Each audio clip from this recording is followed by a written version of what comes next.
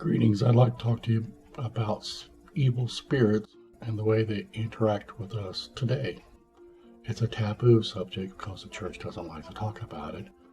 The church is asleep and walking in darkness because it's modern times and you're not supposed to know about these things, and we're supposed to be modern people, and these things no longer exist thanks to medication.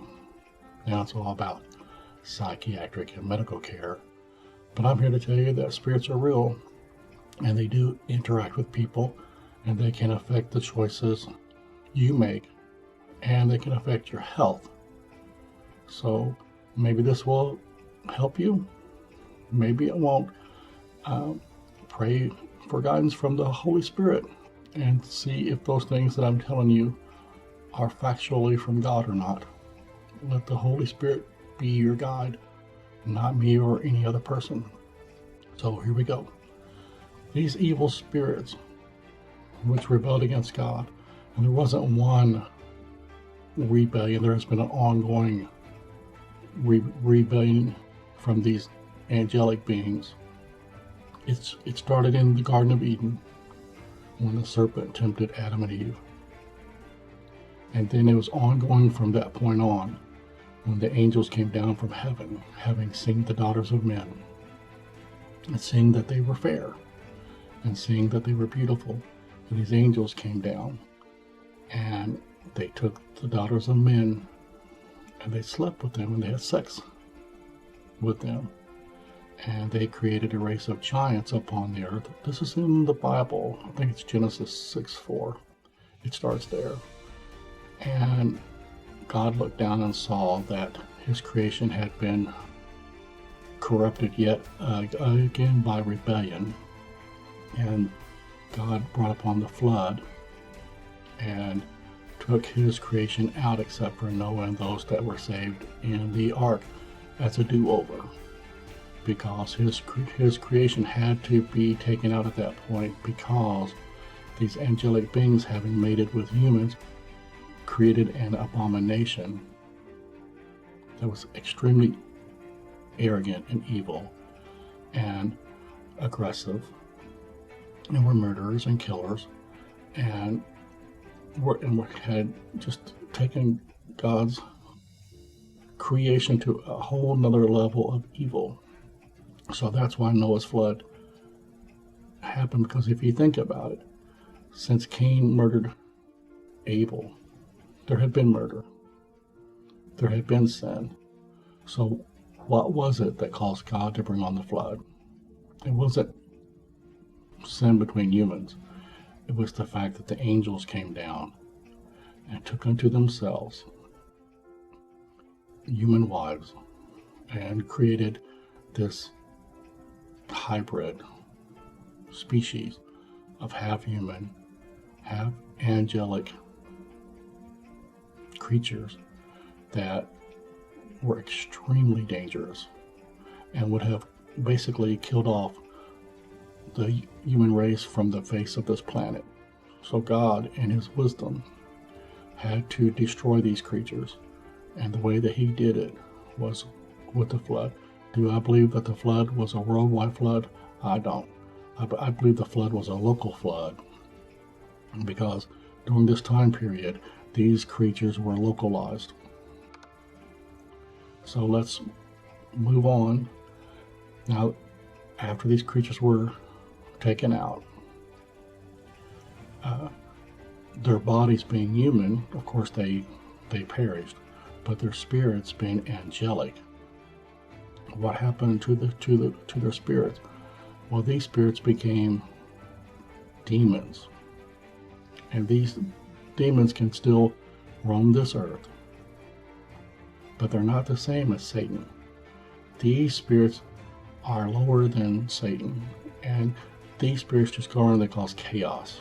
And I'll give you an example. Have you ever had a pleasant thought about a person, and then all of a sudden, out of nowhere, comes a secondary thought, like, how dare that person wear those clothes?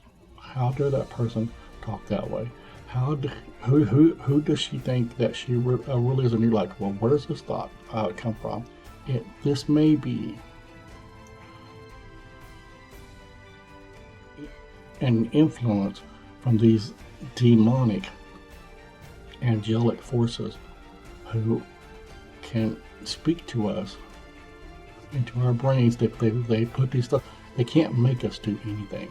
They don't have that type of power, but they can place thoughts into our brains to influence us to do wicked and to do evil things.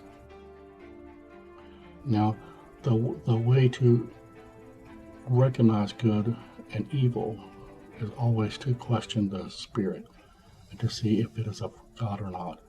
These wicked thoughts, they have to come from somewhere.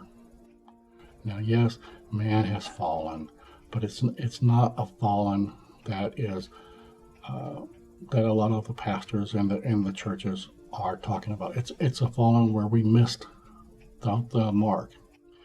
We didn't stay in the garden that was God had made for us. So God had to put us out, and there's a reason. When Adam and Eve ate the fruit, Satan's goal was, he thought God would be so angry that God would take us out, that God would destroy us. Because when God made humans above the angels, there was a rebellion in heaven. A lot of the angels were not pleased. They wanted to be God's favorite. So the plan was to cause the fall. Therefore, God would become so displeased that he would take mankind out. He would cause us to perish. God, in his wisdom, saw through this, and he just simply scooted us out of the garden and said, it's going to be a little rougher now. It's going to be a little tougher. And you're going to have to make your own way, but I'm still going to be here for you. So these angels and Satan, who are in rebellion, had to come up with a secondary plan. And their secondary plan is always the same. It's temptation. And how do they tempt us? With our eyesight and with our mind and with the things that we do with our hands. That's the mark of the beast. It's the forehead is our thoughts. The mark on our forehead and the mark on our hands are the things that we do. So these angelic beings, although God has punished them with the flood that wiped them out, that killed their flesh, their spirit still lingers, and their spirits can interact with humans. And they can't make us do anything, but they can tempt us. And we humans, being in the fleshly realm without the Spirit of God, are easily tempted.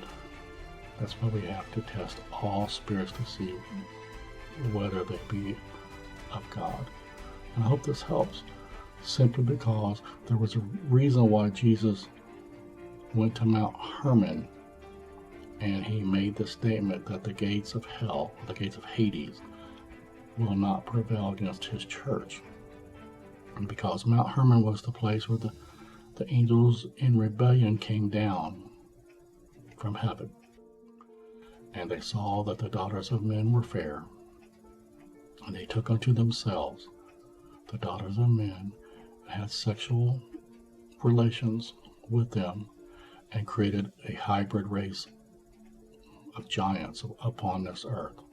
And God had to wipe them out with the flood. So Jesus goes to Mount Hermon as a proclamation. Hey, the game is up, dudes. I'm here to reclaim this earth. I'm here to restore the natural order that my Father in heaven had planned.